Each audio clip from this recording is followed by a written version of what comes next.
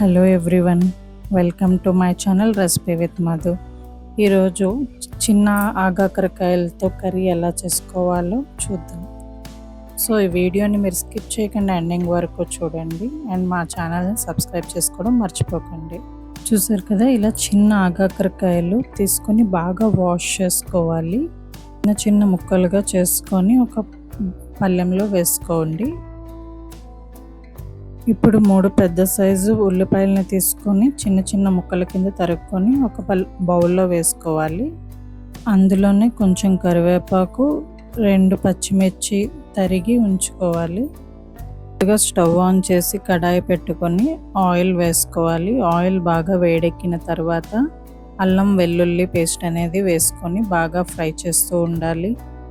వెల్లుల్లి పేస్ట్ అనేది కొంచెం వేగిన తర్వాత 1/2 స్పూన్ పసుపు వేసుకొని కొంచెం వేపుకుంటూ ఉండాలి.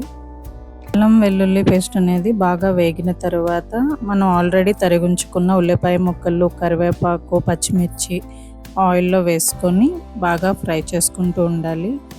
ఉల్లిపాయలు అనేవి బాగా వేపుకుంటూ ఉండాలి. కిందన కళాయికి అడుగంటకుండా చూసుకోవాలి.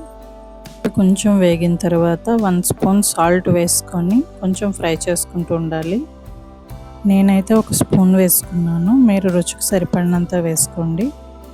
ఇప్పుడు 1 స్పూన్ ధనియాల పొడి, 1 స్పూన్ గరం మసాలా వేసుకుంటూ ఆనియన్స్ని దోరగా వేపుకుంటూ ఉండాలి.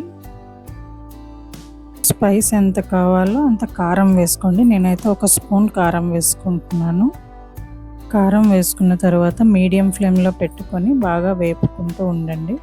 ఇక్కడ మీరు కసూరి మేతి కూడా వేసుకోవచ్చు. కసూరి మేతి వేసుకోవడం వల్ల కర్రీ టేస్ట్ అనేది ఇంకా బాగుంటుంది. చూసారు కదా, ఆనియన్ అనేది బాగా మెత్తగా అయినంత వరకు ఫ్రై చేసుకుంటూ ఉండాలి. తర్వాత సిమ్లోని మూత పెట్టేసి కొంచెం సేపు ఉంచేయండి.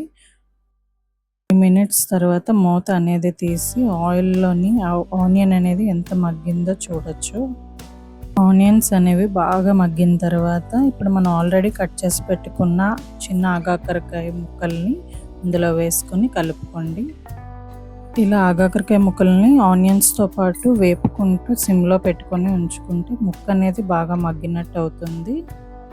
అలా కొంచెం సేపు సిమ్లోని వేగనిస్తూ ఉండాలి. ఆగాకరకాయ ముక్కలు అనేవి కొంచెం వేగిన తర్వాత వాటర్ అనేది యాడ్ చేసుకోవాలి. వాటర్ అనేది యాడ్ చేసుకొని కొంచెం కలుపుకొని మూత పెట్టేసుకోవాలి. మూత పెట్టుకొని మీడియం ఫ్లేమ్లో ఉంచుకుంటే ముక్క అనేది బాగా ఉడుకుతుంది. చూసారు కదా, కొంచెం సేపటి తర్వాత మూత అనేది తీసి చూస్తే వాటర్లోని ముక్క అనేది బాగా ఉడుకుతుంది కదా, ఆయిల్ అనేది మనకు బాగా తేలుతుంది. సో వాటర్ అయిపోయినంత వరకు బాగా దగ్గరికి అయ్యేంత వరకు కర్రీని ఉంచుకోవాలి. మీడియం ఫ్లేమ్లో ఉంచుకుంటే ఇంకా బాగా ఉడుకుతుంది. మీరు ఇలా ముక్క ఉడుకుతున్నప్పుడు కొంచెం కొరియాండర్ కూడా, అంటే కొత్తిమీర కూడా యాడ్ చేసుకోవచ్చు. చూసారు కదా, కూర అనేది వాటర్ అంతా అయిపోయి దగ్గరికి అయిపోయినంత వరకు కలుపుకుంటూ ఉండాలి. ఈ కర్రీ రెడీ అయిపోయింది. ఇది వేడివేడి అన్నంలో లేదా రోటీలో తింటే అద్భుతంగా ఉంటుంది. కేవలం రుచికరంగానే కాకుండా ఆరోగ్యానికి కూడా చాలా మంచిది. ఈ వీడియో కనుక మీకు నచ్చినట్టయితే తప్పకుండా లైక్ చేయండి. మీరు ఇంట్లో చేసి చూసి కామెంట్ చేయండి మీకు ఎలా అనిపించిందో. ఇలాంటి రుచికరమైన తెలుగు వంటలు తెలుసుకోవాలనుకుంటే సబ్స్క్రైబ్ చేయడం మర్చిపోకండి. Please subscribe to recipe with Madhu channel. Thank you.